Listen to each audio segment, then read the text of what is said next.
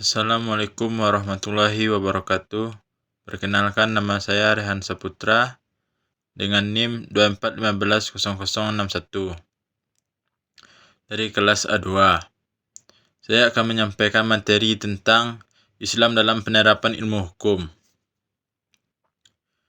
Islam mengatur seluruh aspek kehidupan.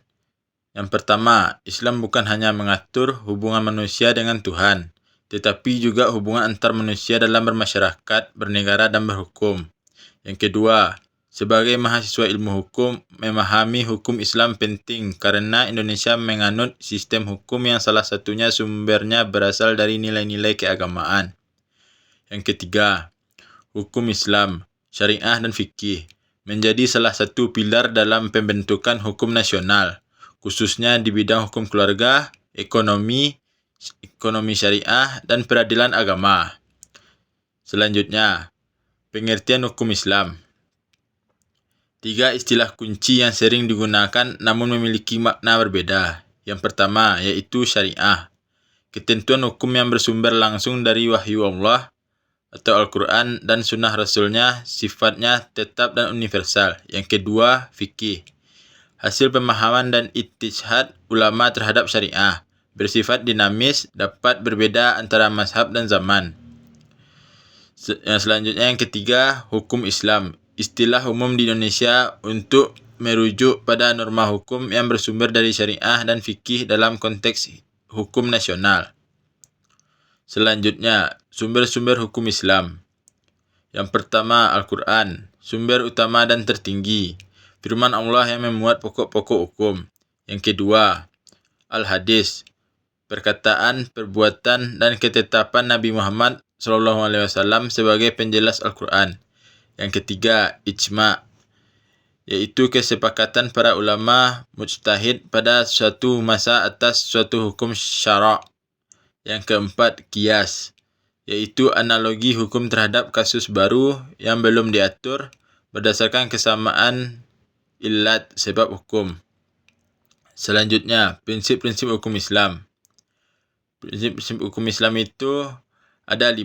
Yang pertama, tauhid, yaitu segala hukum bersumber dari keesaan dan kedaulatan Allah SWT. Yang kedua, keadilan. Hukum ditegakkan secara adil tanpa membedakan status sosial. Yang ketiga, kemaslahatan, yaitu bertujuan mewujudkan kemaslahatan dan mencegah kemudaratan. Yang keempat, musyawarah, yaitu keputusan hukum mempertimbangkan musyawarah dan kesepakatan bersama. Yang kelima, tidak memberatkan. Hukum Islam bersifat mudah dan tidak menyulitkan umat. Selanjutnya, ruang lingkup hukum Islam. Yang pertama, ibadah.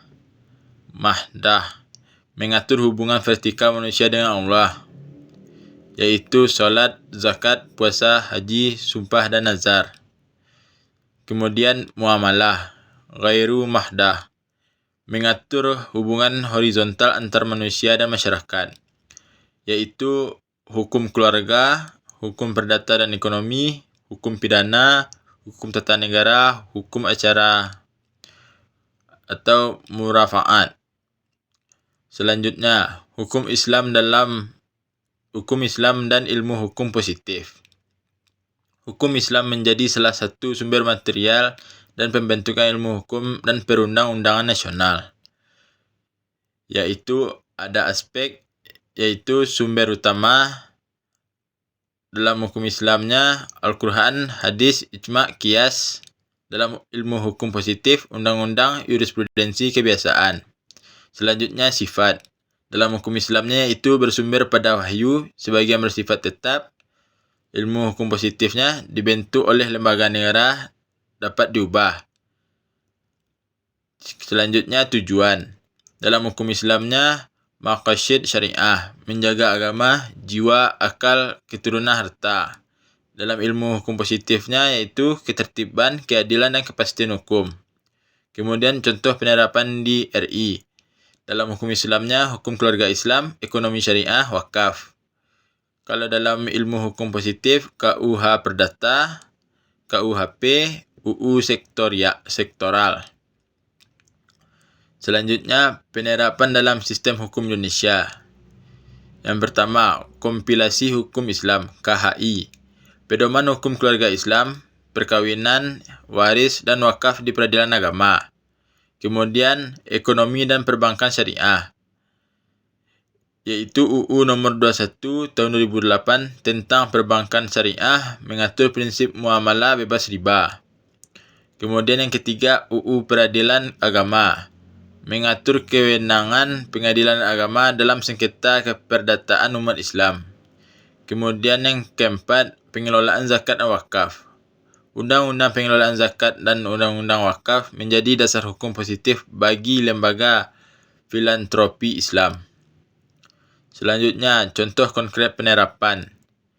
Yang pertama dalam hukum keluarga yaitu pencatatan nikah, pembagian waris faraidah, dan hak asuh anak sesuai fikih munakhat. Kemudian yang kedua, ekonomi syariah. Akad mudarabah, murabahah, dan sukuk pada perbankan dan pasar modal syariah. Kemudian yang ketiga, peradilan agama, penyelesaian sengketa waris, wakaf, dan ekonomi syariah oleh pengadilan agama. Kemudian yang keempat, fatwa dan kebijakan publik. Fatwa DSN MUI menjadi rujukan regulasi produk keuangan syariah nasional. Kemudian tantangan dan peluang. Tantangannya, pluralisme hukum di tengah masyarakat majemuk. Kemudian perbedaan penafsiran mazhab dalam penerapan fikih, kemudian harmonisasi hukum Islam dengan hukum nasional dan internasional, kemudian minimnya pemahaman hukum Islam di kalangan praktisi hukum umum. Peluangnya, pertumbuhan industri keuangan syariah nasional dan global, kemudian penguatan peran peradilan agama dan sistem peradilan, kemudian integrasi nilai keadilan Islam dalam pembaruan hukum nasional, kemudian peluang karir sebagai ahli hukum ekonomi syariah dan notaris syariah. Jadi kesimpulannya yaitu hukum Islam fondasi nilai dalam ilmu hukum. Yang pertama, hukum Islam bersumber pada Al-Quran, hadis, ijma', dan qiyas dengan prinsip keadilan dan kemaslahatan. Yang kedua, penerapannya nyata dan dalam hukum keluarga, ekonomi syariah, dan peradilan agama di Indonesia. Kemudian bagi mahasiswa ilmu hukum, pemahaman ini memperkaya wawasan dan merancang dan menegakkan hukum yang berkeadilan. Sekian dari saya. Kalau ada kata salah mohon dimaafkan. Assalamualaikum warahmatullahi wabarakatuh.